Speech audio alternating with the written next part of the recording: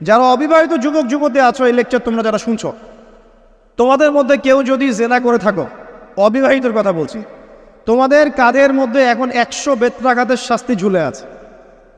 সূরা নূরের 1 থেকে 3 নম্বর আয়াত পড়ে দেখবে, অবিবাহিত যুবক যুবতী যদি জেনা করে তাদের শাস্তি হচ্ছে 100 বেত্রাঘাত, তাও জনসমক্ষে, এবং এক বছরের জন্য নির্বাসন। এই বিধানগুলো যদি পৃথিবীর কোনো দেশেও না থাকে, আসমানে আছে। মরার সাথে সাথেই এই বিধান কার্যকর হবে ইনশাআল্লাহ। বাঁচার মধ্যে কি একটাই উপায় আছে। এই লেকচার কেন চলে গেছে? অনতিবিলম্বে অজু করবে, অজু করে খালেসভাবে রাতের শেষ রাতে জায়নামাজ বিছাবে, জায়নামাজ বিছিয়ে আল্লাহর সামনে দাঁড়িয়ে 2 রাকাত নামাজ পড়বে, পড়ে নিজের পাপের কথা স্মরণ করে চোখ দিয়ে দরদর করে পানি ফেলে দিবে, আল্লাহকে সেজদায় গিয়ে বলবে, আল্লাহ আমি জেনা করেছি, আমাকে মাফ করে দাও, আমার এই পাপের কথা কেউ জানে না, তুমি জানো, মাফ করে দাও।